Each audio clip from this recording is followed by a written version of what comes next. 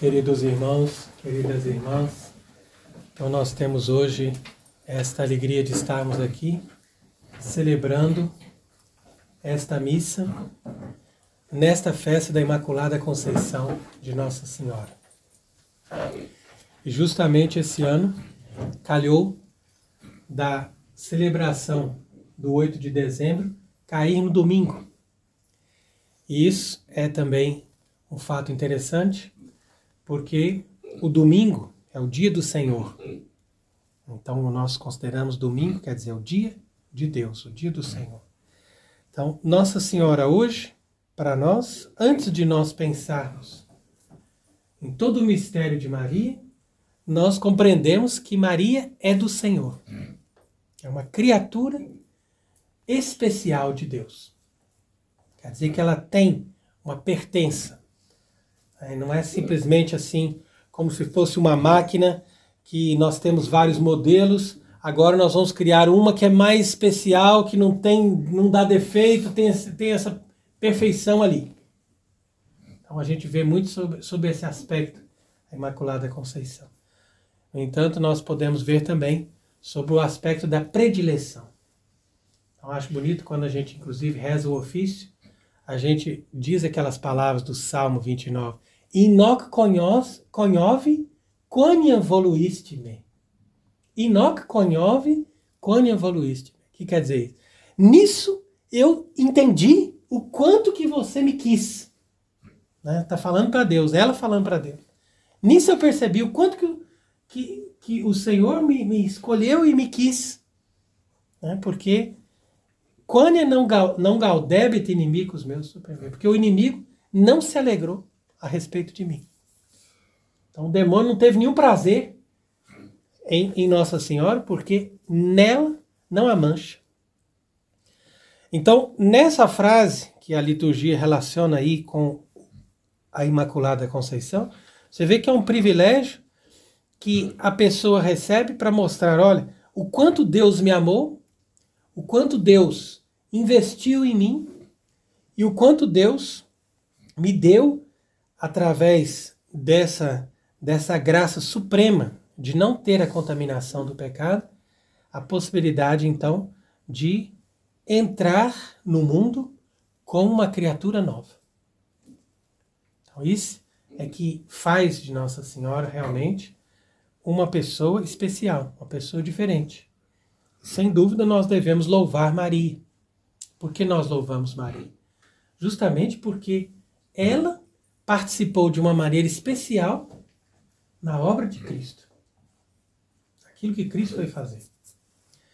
Então, quando nós louvamos os santos, ou quando nós louvamos a própria Mãe de Deus, nós não estamos tirando a glória de Deus. Ao contrário, nós estamos justamente mostrando, olha o que Ele fez. Olha quantas coisas grandiosas Deus fez na nossa vida e na vida dessas pessoas que estão ali aos nossos olhos, participando, porque nós participamos dessa obra da redenção também.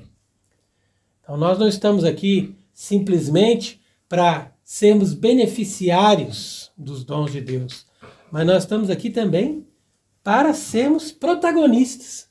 Pessoas que vão lá e chegam lá e falam, não, mas eu também vou fazer minha parte. Isso é impressionante. Inclusive tinha um lá na França que discutiu conosco essa semana, dizendo, porque eu sou a favor de que nós só esperemos o Papa vir do céu. Então, segundo ele, o Papa tem que vir do céu, já desce lá, já pronto. E a gente não tem que fazer nada. Nem celebrar a missa não pode, porque você está celebrando a missa, você já está fazendo uma coisa que já está impedido, porque quem que te liberou, quem que te deu autorização, da onde que veio isso, da onde que veio esse bispo, da onde que veio essa doutrina. Quer dizer, então eles estão querendo criar agora, isso aí é mais uma vertente das loucuras que as pessoas hoje em dia caem, porque infelizmente tem os dois lados da moeda, tem as loucuras dentro da igreja moderna, mas tem as loucuras das pessoas que já perceberam que a igreja moderna não funciona, não é católica, mas também não segue princípios, não segue critérios, não obedece ninguém e começa a inventar moda. E essa é a ideia dele, não, que tudo tem que vir de Deus, quando na verdade na história da igreja nós percebemos, desde Nossa Senhora mesmo, que Deus quer contar com a nossa participação. Então nisso, a Imaculada Conceição não é somente uma coisa passiva. Ah não, eu recebi os dons, agora eu vou enterrar os dons. Não. Ela vai fazer aqueles dons se tornarem mais perfeitos, mais grandiosos pela própria vida dela. Pela própria maneira como ela vai viver a sua predileção diante de Deus.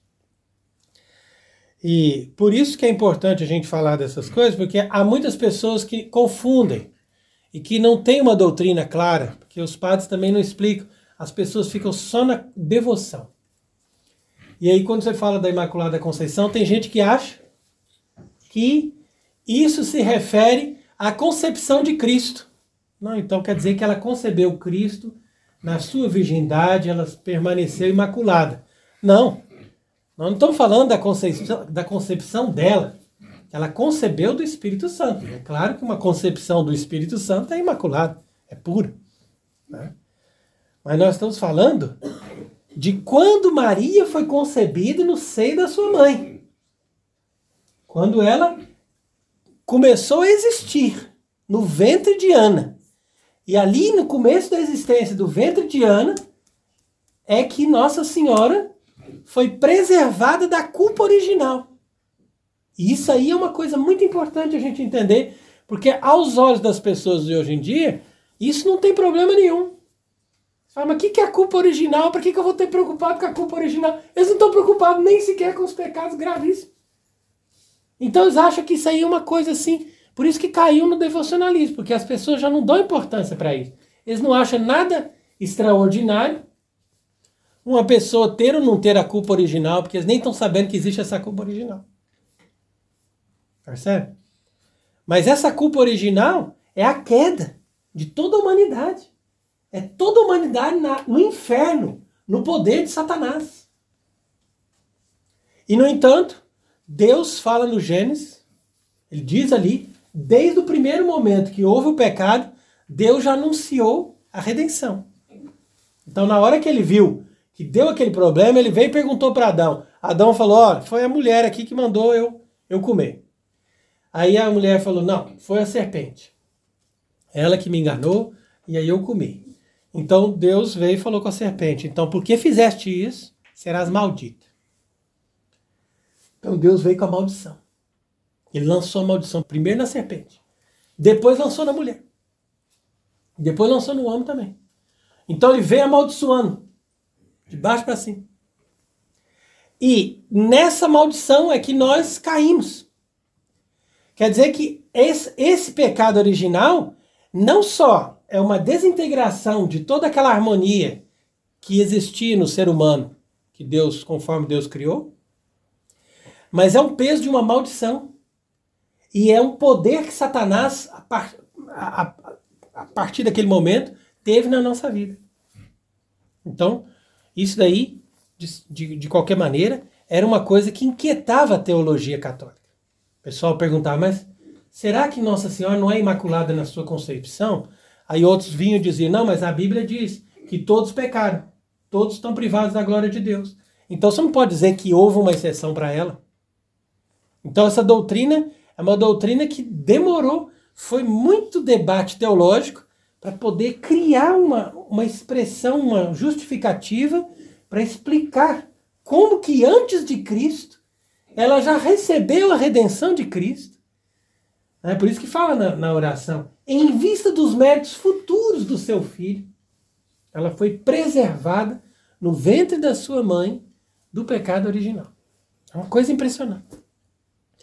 E era necessário isso, por quê? Porque senão nós não teríamos na pessoa de Nossa Senhora alguém que representasse a humanidade para apresentar Cristo e que fosse realmente isenta da culpa, ou seja, totalmente amiga de Deus. Então quer dizer que Eva, que era a nossa mãe, no começo, na nossa natureza, foi Eva que transmitiu a natureza para todos nós, e ela trouxe essa contaminação. sendo que ela era concebida, no caso, não foi concebida porque ela foi feita por Deus, né? Ela não foi concebida no ventre de uma mãe, nem nasceu como nós nascemos. Mas ela era sem pecado. Ela não tinha pecado original. E o pecado de Eva veio do orgulho. Porque ela achou que podia fazer as coisas independente daquilo que Deus pediu para ela. Então, a partir do momento que Eva rompeu com essa amizade de Deus, aí entrou o pecado no mundo. Mas até nesse instante, Eva era sem pecado e nós também não tínhamos sobre a nossa vida nenhuma maldição. Sendo que a gente ia nascer normalmente, de toda forma da natureza estava estabelecida dessa forma. Mas a única diferença é que antes do pecado estava previsto um sucesso muito maior, muito mais perfeito para o ser humano, porque a gente já nascia, de certa forma, participando ali daquela felicidade de Deus. Mas quando Deus viu que nós caímos, que a nossa geração entrou nesse estado de maldição, então Deus preparou a redenção. E preparando a redenção, ele preparou também a mulher. Por isso que ele disse para a serpente, ó, porém inimizade entre ti e a mulher. Ele não falou entre as mulheres, falou a mulher. E é por isso que Jesus chama Nossa Senhora de mulher. E dá esse título. Porque ela, sendo bendita entre todas as mulheres, ela é a mulher por excelência. Ela representa a mulher de uma forma mais perfeita do que todas as outras. Até mais do que Eva. Por quê? Porque Eva nos deu a natureza, mas Maria nos deu a graça. A graça é acima da natureza. Então, Deus preparou essa mulher e disse para a serpente, ó, ela te esmagará a cabeça. Então, por isso que a gente reza nessa antífona do Magnífica, do ofício de hoje, que hoje Nossa Senhora foi concebida. Hoje é o dia da concepção, que ela foi concebida. Os pais dela, que eram estéreis, São Joaquim e Santa Ana, né? Eles tiveram a bênção de Deus de, nesse dia, 8 de dezembro, terem uma relação, e naquela relação, Deus preservou aquele óvulo, aquele feto ali, aquele embrião. No momento que foi concebido, Deus já falou assim, ó, vamos colocar aqui uma barreira do pecado. Quer dizer que veio como se fosse uma gota do sangue de Cristo, do futuro, lá na concepção de Maria, impedir que o fluxo espiritual do pecado entrasse junto nessa concepção. Imagina? Então, hoje, dia 8 de dezembro, dia que ela foi concebida, nesse dia, Deus, através de Maria, esmagou a cabeça da serpente. Então, é isso que diz nessa antífona. Por quê? Porque a partir dali, o demônio já está com os dias contados. Então, tudo que aconteceu no processo da graça, né, começou com essa concepção de Maria e vai até todas as vitórias que Deus vai ter, até a vitória final no fim do mundo. Imagina. Até o momento da concepção de Maria, Deus estava perdendo o jogo. Ali só levava gol. Estava 7-0, 8-0, todo mundo dizendo, não tem mais como virar. Aí, a partir dali, começou a fazer gol. Não, agora, peraí, agora nós é que vamos vencer. E nessa batalha final, nós vamos garantir a vitória por causa dessa concepção imaculada, que já é também o prenúncio da vitória de Cristo sobre o pecado. Então quer dizer que isso aí é um fato milagroso, é uma graça, é um motivo de alegria. E é por isso que o anjo, quando a gente lê no Evangelho, o anjo quando diz para Nossa Senhora, ave cheia de graça, não é por acaso. Enquanto que todas essas bíblias protestantes e tudo mais são contaminadas porque eles fazem questão de traduzir de uma forma que fique assim, como se fosse uma simples saudação. Né? Olha, como diria em português, eu vos saúdo. E depois diria, agraciada, você que é tão amável, você que tem... Dá só como se fosse um adjetivo. Né? Sendo que esse nome, no original grego, significa exatamente isso. Graça plena, quer dizer, uma pessoa totalmente repleta, da graça, onde não existe nela possibilidade de mancha, de feiura, de pecado, de nada que ofenda a Deus. É isso que significa a saudação do anjo. Porque o anjo conhecia o mistério e sabia que Nossa Senhora era imaculada. Então, nesse contexto que nós estamos vivendo hoje, né, no mundo, não só a respeito do problema que acontece hoje na igreja, mas em toda a sociedade, nós percebemos o quanto é importante nós proclamarmos a Imaculada Conceição. Porque, inclusive, Portugal foi uma das nações que mais colaborou para que a igreja trabalhasse até chegar nessa definição dogmática. Porque eles falaram, não, nós não ficamos satisfeitos simplesmente com uma devoção. Olha, você tem o direito de cultuar Maria, imaginando que ela é imaculada desde a conceição. Antes era assim. Depois do dogma, não. Ao contrário. Depois do dogma, se você disser que ela não é imaculada desde a sua concepção, você está fora da igreja. Inclusive, hoje eu estava lendo que houve muitos papas na história da igreja que proibiram de continuar a discussão sobre a Imaculada Conceição de Maria. Imagina? Então, quer dizer, não significa que estavam errados. Significa que esses papas falaram assim, olha, isso aqui é uma coisa muito séria que a gente não tem ainda subsídio. Então, quando eles viram que aquela discussão ali estava sendo uma discussão acirrada e não chegava a conclusão nenhuma, eles falaram, para. Quem quiser, cultua, pensa assim. Quem não quiser, não pensa. Mantenha a doutrina que você acha que está certo. Isso aí, por enquanto, é uma doutrina aberta. Imagina. E aí, vamos, com o tempo, percebendo. Então, você percebe também que o ensino do Papa, né, no caso, proclamação do dogma Pio IX, isso não é uma mágica. Isso não é alguém que vai lá e fala, vou invocar um espírito aqui e vai vir a verdade aqui na minha cabeça. Não. Isso é um trabalho. É um trabalho que a igreja vai desenvolvendo.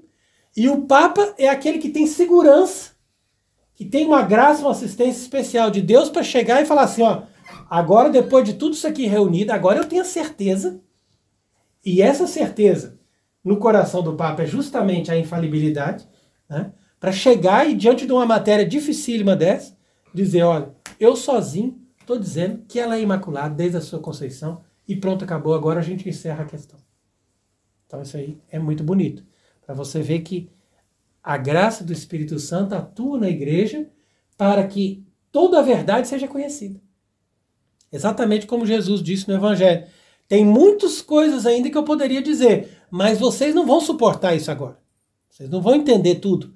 Então, com o tempo, o Espírito Santo vos ensinará todas as coisas. É por isso que a gente chegou realmente, podemos dizer, que já agora na década de 50, já podemos entender toda a plenitude da verdade, toda a revelação, tudo está explicado. Então Deus primeiro fez a igreja caminhar até essa plenitude, para depois deixar a apostasia, o erro, a mentira entrar ali para contaminar.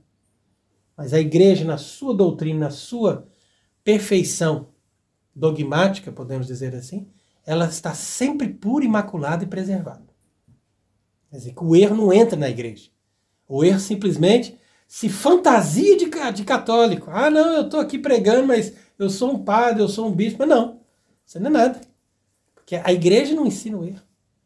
Então isso que é bonito, porque ela é tão pura e tão imaculada quanto Nossa Senhora. Isso é necessário.